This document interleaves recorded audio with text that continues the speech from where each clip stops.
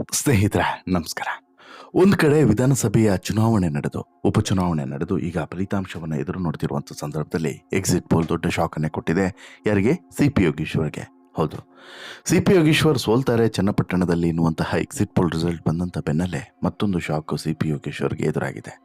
ಅದೇನು ಅಂತ ಹೇಳಿದ್ರೆ, ಸ್ವತಃ ತಾನು ಹೆತ್ತಂಥ ಪುತ್ರನೇ ತನ್ನ ವಿರುದ್ಧ ದೂರನ್ನು ಕೊಟ್ಟಿರುವಂಥದ್ದು. ಹೌದು, ಸಿ ಪಿ ಯೋಗೀಶ್ವರ್ ವಿರುದ್ಧ ಈಗ ಸಿ ಪಿ ಯೋಗೀಶ್ವರ್ ಪುತ್ರನೇ ದೂರನ್ನು ಕೊಟ್ಟಿದ್ದಾನೆ. ಹಾಗಾದರೆ ಈ ಪುತ್ರ ಕೊಟ್ಟಿರುವಂಥ ದೂರಿನಲ್ಲಿ ಏನಿದೆ? ಇಲ್ಲಿ ಫೋರ್ಜರಿ ಸಹಿಯನ್ನು ಹಾಕಿ ಸಿ ಪಿ ಯೋಗೀಶ್ವರ್ ಮಾಡಿದಂತಹ ಕುತಂತ್ರವಾದರೂ ಏನು? ಸಿ ಪಿ ಯೋಗೀಶ್ವರ್ ವಿರುದ್ಧ ಪುತ್ರ ಮಾಡಿರುವಂಥ ಗಂಭೀರ ಆರೋಪಗಳೇನು? ಜೊತೆಗೆ ಸಿ ಪಿ ಯೋಗೀಶ್ವರ್ ಹಾಗೂ ಶ್ರವಣ್ ಮಧ್ಯೆ ಆಗಿದ್ದೇನು? ಈ ಜಗಳ ಮತ್ತು ಈ ಒಂದು ರೀತಿಯಲ್ಲಿ ಪರಸ್ಪರ ದೂರಿನ ಸಮರಗಳು ನಡೀತಾ ಇರೋದು ಯಾಕೆ? ಎಲ್ಲವನ್ನು ಕೂಡ ನಿಮ್ಮ ಮುಂದೆ ಇಡ್ತಾ ಹೋಗ್ತೇನೆ. ಅದಕ್ಕಿಂತ ಮುಂಚೆ ನೀವಿನ್ನೂ ಕೂಡ ನಮ್ಮ ಚಾನಲನ್ನು ಸಬ್ಸ್ಕ್ರೈಬ್ ಮಾಡಿಲ್ಲ ಅಂದರೆ ದಯವಿಟ್ಟು ಕೂಡಲೇ ಸಬ್ಸ್ಕ್ರೈಬ್ ಮಾಡಿ ಸ್ನೇಹಿತರೆ. ಉಪಚುನಾವಣೆಯ ಫಲಿತಾಂಶ ಬರುವಂಥ ಮುನ್ನವೇ ಕಾಂಗ್ರೆಸ್ ಅಭ್ಯರ್ಥಿಯಾಗಿರುವಂಥ ಸಿ ಪಿ ಯೋಗೀಶ್ವರ್ಗೆ ಮತ್ತೊಂದು ಸಂಕಷ್ಟ ಶುರುವಾಗಿದೆ. ಈಗಾಗಲೇ ನಿಶಾ ಯೋಗೀಶ್ವರ್ ತಂದೆಯ ವಿರುದ್ಧ ಸಮರವನ್ನು ಸಾರಿದ್ದಾರೆ. ತಂದೆಯನ್ನು ಸೋಲಿಸಬೇಕು ಅನ್ನುವಂತಹ ಪಣವನ್ನು ತೊಟ್ಟಂತಹ ನಿಶಾ ಯೋಗೀಶ್ವರ್ ಈ ಉಪಚುನಾವಣೆಯಲ್ಲಿ ಸಾಕಷ್ಟು ಕೆಲಸವನ್ನು ಮಾಡಿದ್ದಾರೆ. ಇದರ ನಡುವೆ ಈಕೆ ಸಾಕಷ್ಟು ಆರೋಪಗಳನ್ನು ಕೂಡ ತಂದೆಯ ವಿರುದ್ಧ ಮಾಡ್ತಾನೆ ಬಂದಿದ್ದಾಳೆ. ಸಿ ಪಿ ಯೋಗೀಶ್ವರ್ ಹೇಗೆ ತಮ್ಮನ್ನು ತುಳಿದ್ರು, ಜೊತೆಗೆ ಕಟ್ಕೊಂಡಂಥ ಹೆಂಡತಿಯನ್ನು ಬಿಟ್ಟು ಇನ್ನೊಬ್ಬಳ ಹಿಂದೆ ಹೋದಂಥ ಸಿ ಪಿ ಯೋಗೀಶ್ವರ್ ನಮ್ಮ ಜೀವನವನ್ನು ಹೇಗೆ ಬೀದಿಗೆ ತರುವಂಥ ಪ್ರಯತ್ನವನ್ನು ಮಾಡಿದ್ರು, ಜೊತೆಗೆ ಹಂತವಾಗಿ ನಾವು ಬೆಳಿಬಾರ್ದು ಅಂತೇಳಿ ಏನೆಲ್ಲ ಮಾಡಿದ್ರು. ತಂದೆನೇ, ಬೇರೆ ಯಾರೂ ಅಲ್ಲ, ಸಿ ಪಿ ಯೋಗೀಶ್ವರ್ ಸ್ವತಃ ತಂದೆನೇ. ಆದರೆ ತಂದೆಯ ಮಕ್ಕಳಿಗೆ ಈ ರೀತಿ ಮಾಡಿದ್ದು ಯಾಕೆ ಅನ್ನುವಂಥ ಪ್ರಶ್ನೆಯನ್ನು ನಿಶಾ ಆಗಾಗ ಪ್ರಶ್ನೆಯನ್ನು ಮಾಡ್ತಾ ಹೋಗ್ತಾ ಇದ್ರು. ಜೊತೆಗೆ ಯಾವಾಗೆಲ್ಲ ನಿಶಾ ಯೋಗೀಶ್ವರ ವಿರುದ್ಧ ಧ್ವನಿಯನ್ನು ಎತ್ತುತ್ತಿದ್ರೋ ಆ ಧ್ವನಿಯನ್ನು ಅಡಗಿಸುವಂಥ ಕೆಲಸವನ್ನು ಕೂಡ ಸಿ ಪಿ ಯೋಗೀಶ್ವರ್ ನಿರಂತರವಾಗಿ ಮಾಡ್ತಾನೆ ಬರ್ತಾಯಿದ್ರು. ಸಿ ಪಿ ಯೋಗೀಶ್ವರ್ ಈಗಲೂ ಕೂಡ ನಿಶಾ ವಿರುದ್ಧ ಸ್ಟೇಯನ್ನು ತಂದಿದ್ದಾರೆ.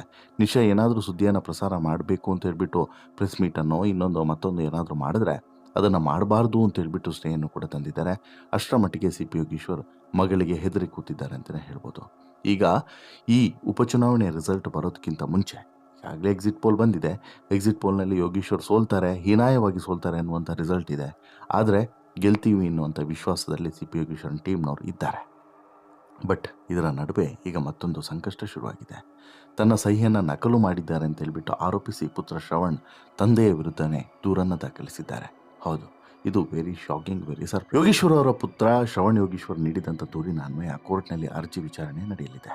ಬೆಂಗಳೂರಿನ ಮನೆಗೆ ಸಂಬಂಧಿಸಿದಂಥ ವಿಚಾರ ಇದಾಗಿದ್ದು, ಶ್ರವಣ್ ಸಹಮತ ಇಲ್ಲದೆ ಅವರ ಅನುಪಸ್ಥಿತಿಯಲ್ಲಿ ಯೋಗೀಶ್ವರ್ ಸಹಿ ಮಾಡಿರುವಂಥ ಆರೋಪ ಕೇಳಿಬಂದಿದೆ. ಅಸಲಿಗೆ ಇದು ದೊಡ್ಡದೊಂದು ಸಂಗತಿ ಆಗುವಂಥ ಎಲ್ಲ ಸಾಧ್ಯತೆಯೂ ಕೂಡ ಈಗಾಗಲೇ ಕೇಳಿ ಬರ್ತಿದೆ. ನಕಲಿ ಸಹಿ ಹಾಕಿದ್ದಾರೆ ಅಂತ ಹೇಳ್ಬಿಟ್ಟು ಆರೋಪಿಸಿ ತನ್ನ ತಂದೆಯ ವಿರುದ್ಧನೇ ಸಿ ಪಿ ಯೋಗೀಶ್ವರ್ ಮಗ ಶ್ರವಣ್ ಕೋರ್ಟ್ನ ಮೊರೆಯನ್ನು ಹೋಗಿದ್ದಾನೆ. ಕೋರ್ಟ್ನಲ್ಲಿ ಈಗಾಗಲೇ ಇದರ ಅರ್ಜಿಯ ವಿಚಾರಣೆ ನಡೆದಿದೆ. ಪುತ್ರನ ದೂರಿನ ಅನ್ವಯ ಸಿ ಪಿ ಯೋಗೀಶ್ವರ್ ಏನು ಅಪರಾಧವನ್ನು ಮಾಡಿದ್ದಾರೆ ಅನ್ನೋದ್ರ ಬಗ್ಗೆ ಅರ್ಜಿ ವಿಚಾರಣೆ ಮೊದಲ ದಿನ ನಡೆದಿದೆ. ಬೆಂಗಳೂರಿನ ಮನೆಗೆ ಸಂಬಂಧಿಸಿದಂಥ ವಿಚಾರ ಇದಾಗಿದ್ದು, ಶ್ರವಣ್ ಸಹಮತ ಇಲ್ಲದೆ ಶ್ರವಣ ಅನುಪಸ್ಥಿತಿಯಲ್ಲಿ ಯೋಗೀಶ್ವರ್ ಸಹಿ ಮಾಡಿರುವಂಥ ಆರೋಪ ಕೇಳಿಬಂದಿದೆ. ಅಂದರೆ ಮಗನ ಸಹಿಯನ್ನು ತಂದೆನೇ ಮಾಡಿದ್ದಾರೆ, ಫೋರ್ಜರಿ ಮಾಡಿದ್ದಾರೆ ಅಂತೇಳಿ. ಇನ್ನು ಆರೋಪದ ಪ್ರಕಾರ ಯೋಗೀಶ್ವರ್ ಮೊದಲ ಪತ್ನಿ ಹಾಗೂ ಶ್ರವಣ್ ಹೆಸರಿನಲ್ಲಿದ್ದಂಥ ಮನೆಯನ್ನು ನಿಶಾಗೆ ನಾವಿಬ್ಬರು ಕೂಡ ಗಿಫ್ಟನ್ನು ಮಾಡಿದ್ವಿ. ಅಮ್ಮ ಮತ್ತು ನಾನು ಯಾವುದೇ ತಕರಾರು ಇಲ್ಲದೆ ಗಿಫ್ಟನ್ನು ಕೊಟ್ಟಿದ್ವಿ. ಅದಾದ ನಂತರ 2024 ಅಕ್ಟೋಬರ್ನಲ್ಲಿ ತಂದೆಯ ಪಿ ಎ ಮೂಲಕ ನನಗೆ ಒಂದು ಡ್ರಾಫ್ಟ್ ಬರ್ತದೆ. ಅದು ಆ ಮನೆಯ ಭಾಗದ ವಿಚಾರಕ್ಕೆ ಸಂಬಂಧಿಸಿತ್ತು. ಅದರಲ್ಲಿ ಆ ಮನೆಯ ಭಾಗ ಕೇಳಿ ನಾನೇ ನನ್ನ ತಾಯಿ ಮತ್ತು ಸಹೋದರಿ ನಿಶಾ ವಿರುದ್ಧ ಕೇಸ್ ಹಾಕುವುದಕ್ಕೆ ಸಂಬಂಧಿಸಿದಾಗಿತ್ತು. ನಾನು ಯಾವುದೇ ಗಿಫ್ಟನ್ನು ನೀಡಿಲ್ಲ. ಅದರಲ್ಲಿ ನನಗೆ ಪಾಲು ಬೇಕು ಅಂತೇಳಿ ಬರೆಯಲಾಗಿತ್ತು. ಇದಕ್ಕೆ ನಾನು ಒಪ್ಪಿರಲಿಲ್ಲ ಕೂಡ. ಅಲ್ಲದೆ ತಂದೆಗೂ ಕೂಡ ನಾನು ನನ್ನ ಅನುಮತಿ ಇಲ್ಲ ಅಂತೇಳಿ ಹೇಳಿದ್ದೆ. ಆಗ ತಂದೆ ಯೋಗೀಶ್ವರ್ ನಾನು ನೋಡಿಕೊಳ್ತೇನೆ ಬಿಡು ಅಂತಲೂ ಕೂಡ ಆವಾಜನ ಹಾಕಿದರು. ಇದೀಗ ನನ್ನ ತಂದೆಯವರೇ ಆ ಡ್ರಾಫ್ಟ್ಗೆ ಸಹಿಯನ್ನು ಮಾಡಿ ನಾನು ಪಾಲು ಕೇಳುವಂತೆ ಕೇಸನ್ನು ದಾಖಲಿಸಿದ್ದಾರೆ. ಅಂದರೆ ನನ್ನ ಹೆಸರಿನಲ್ಲಿ ಅಮ್ಮ ಮತ್ತು ಸಹೋದರಿ ವಿರುದ್ಧ ಕೇಸನ್ನು ದಾಖಲಿಸಿದ್ದಾರೆ. ಇದರ ವಿರುದ್ಧ ನಾನು ಕೋರ್ಟ್ ಮೊರೆ ಹೋಗಿದ್ದೇನೆ. ನಾನು ಯಾವುದೇ ಸಹಿಯನ್ನು ಕೂಡ ಮಾಡಿಲ್ಲ, ಮನೆಯಲ್ಲಿ ಭಾಗವನ್ನು ಕೂಡ ಕೇಳಿಲ್ಲ ಅಂತಲೂ ಕೂಡ ದೂರಿದ್ದಾರೆ. ಅಲ್ಲಿಗೆ ಸಿ ಪಿ ಯೋಗೀಶ್ವರೇ ಮಾಡಿರುವಂಥ ಕುತಂತ್ರ ಇದು ಅನ್ನೋದು ಮಗ ಶ್ರವಣ್ ಆರೋಪ. ಅಸಲಿಗೆ ಶ್ರವಣ್ ಕೂಡ ನಿಶಾ ಸಹೋದರ, ಮೊದಲನೇ ಹೆಂಡತಿಯ ಪುತ್ರ. ಹೀಗಾಗಿ ನಿಶಾ ಮತ್ತು ಶ್ರವಣ್ ಹಾಗೂ ಆತನ ತಾಯಿ ಇವರಿಷ್ಟು ಜನರನ್ನು ಕೂಡ ಸಿ ಪಿ ಯೋಗೀಶ್ವರ್ ನಾಯಿಗಿಂತ ಕಡೆಯಾಗಿ ನೋಡುತ್ತಿದ್ದಾರೆ ಅನ್ನೋದು ಈಗ ಸ್ಪಷ್ಟವಾಗಿ ಗೊತ್ತಾಗ್ತಿದೆ. ಅಸಲಿಗೆ ಯೋಗೀಶ್ವರ್ ಇಷ್ಟು ಕೀಳು ಮಟ್ಟಕ್ಕೆ ಯಾಕೆ ಇಳಿದ್ರು ಅನ್ನೋದು ಮಾತ್ರ ಗೊತ್ತಿಲ್ಲ. ಮೊದಲನೇ ಪತ್ನಿಯು ಕೂಡ ತನ್ನದೇ ಪತ್ನಿ ಅನ್ನೋದನ್ನು ಮರೆತಿರುವಂಥ ಸಿ ಪಿ ಯೋಗೀಶ್ವರ್ ಹೀಗೆ ವರ್ತನೆ ಮಾಡ್ತಿದ್ದಾರಾ ಗೊತ್ತಾಗ್ತಿಲ್ಲ. ಏನೇ ಆದರೂ ಕೂಡ ಈಗ ನಿಶಾ ಯೋಗೀಶ್ವರ್ ಮಾಡಿದಂಥ ಆರೋಪಗಳು ಎಲ್ಲವೂ ಕೂಡ ಕಟುಸತ್ಯ ಅನ್ನೋದು ಒಂದೊಂದಾಗಿ ಈಗ ಜಗಜ್ಜಾಹೀರಾಗ್ತಿದೆ. ಅಸಲಿಗೆ ಇದೊಂದು ಸ್ವಲ್ಪ ಬೇಗ ನಡೆದಿದ್ರೆ ಎಲೆಕ್ಷನಲ್ಲಿ ಇದು ಕೂಡ ಇಂಪ್ಯಾಕ್ಟ್ ಆಗ್ತಿತ್ತೇನೋ. ಬಟ್ ಫಾರ್ಚುನೇಟ್ಲಿ ಇದು ಯೋಗೀಶ್ವರ್ಗೆ ತಡವಾಗಿ ಹೊಡೆತವನ್ನು ಕೊಡುವಂಥ ಕೆಲಸವನ್ನು ಮಾಡ್ತಿದೆ. ಈಗಾಗಲೇ ಈ ಯೋಗೀಶ್ವರ್ ಪುತ್ರ ಅಪ್ಪನ ವಿರುದ್ಧನೇ ದೂರನ್ನು ದಾಖಲಿಸಾಗಿದೆ, ವಿಚಾರಣೆ ಕೂಡ ನಡೆಯುತ್ತೆ, ಎಲ್ಲದೂ ಕೂಡ ಕರೆಕ್ಟ್. ಆದರೆ ಇಲ್ಲಿ ಪುತ್ರಿ ನಿಶಾ ಕೂಡ ಈಗ ಹೋರಾಟಕ್ಕೆ ಮುನ್ನಡೆಯನ್ನು ಇಟ್ಟಿದ್ದಾರೆ. ಈ ಮೂಲಕ ಯೋಗೀಶ್ವರ್ಗೆ ನೀರು ಕುಡಿಸುವಂಥ ಕೆಲಸವನ್ನು ಮಾಡ್ತೀವಿ ಎನ್ನುವಂತಹ ದೃಢ ನಿಶ್ಚಯವನ್ನು ಮಾಡಿದ್ದಾರೆ. ಅಲ್ಲದೆ ಯೋಗೀಶ್ವರ್ ಮತ್ತು ಇದೇ ಶ್ರವಣ್ ಈ ಹಿಂದೆ ಮಾತನಾಡಿರುವಂಥ ಒಂದು ಆಡಿಯೋ ಕೂಡ ಈಗ ವೈರಲ್ ಆಗ್ತಿದೆ. ಅಂದರೆ ಇಲ್ಲಿ ಯಾವ ಮಟ್ಟಿಗೆ ಯೋಗೀಶ್ವರ್ ಇಳಿದಿದ್ದಾರೆ ಅನ್ನೋದು ಗೊತ್ತಾಗ್ತಿದೆ. ಎರಡನೇ ಪತ್ನಿಗೋಸ್ಕರ ಎಲ್ಲವನ್ನು ಕೂಡ ಮಾಡ್ತಿರುವಂತಹ ಯೋಗೀಶ್ವರ್ ಮೊದಲನೇ ಪತ್ನಿ ಮಕ್ಕಳಿಗೆ ಏನೂ ಕೂಡ ಮಾಡಿಲ್ಲ ಅನ್ನೋದನ್ನು ಬಾಯಿಬಿಟ್ಟು ಹೇಳಬೇಕಾಗಿಲ್ಲ. ಮಾಡಿಲ್ಲ ಅನ್ನೋದು ಒಂದು ಕಡೆ ಆದರೆ, ಮಾಡಿದ್ದಂಥ ಆಸ್ತಿ, ಕೊಟ್ಟಿದ್ದಂಥ ಆಸ್ತಿಯನ್ನು ಕೂಡ ಈ ರೀತಿ ಕಬಳಿಕೆ ಮಾಡುವಂಥದ್ದು ಅಥವಾ ವಾಪಸ್ ಪಡೆಯುವಂಥದ್ದು ಅಥವಾ ತಾಯಿ ಮಕ್ಕಳ ನಡುವೆ ಭಿನ್ನಾಭಿಪ್ರಾಯವನ್ನು ಹುಟ್ಟು ಹಾಕುವಂತೆ ಮಾಡುವಂಥದ್ದು ಇಂತಹ ನೀಚ ಮನಸ್ಥಿತಿ ಅಲ್ವಾ. ಇಂತಹ ಮನಸ್ಸಾದರೂ ಹೇಗೆ ಬರುತ್ತೆ ಅನ್ನೋದು ಒಂದು ಪ್ರಶ್ನೆ.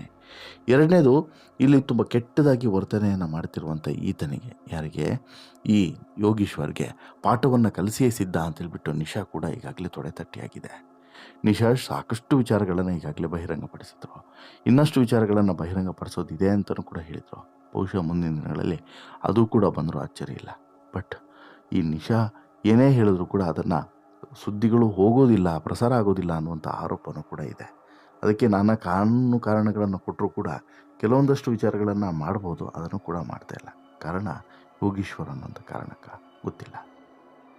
ಇನ್ನು ನಿಶಾ ಯೋಗೀಶ್ವರ್ ಇರ್ಬೋದು, ಶ್ರವಣ್ ಯೋಗೀಶ್ವರ್ ಇರ್ಬೋದು, ಎಲ್ಲರೂ ಕೂಡ ಇಲ್ಲಿ ಒಂದು ಆರೋಪವನ್ನು ನಿರಂತರವಾಗಿ ಮಾಡ್ತಾ ಬರ್ತಾಯಿದ್ರು.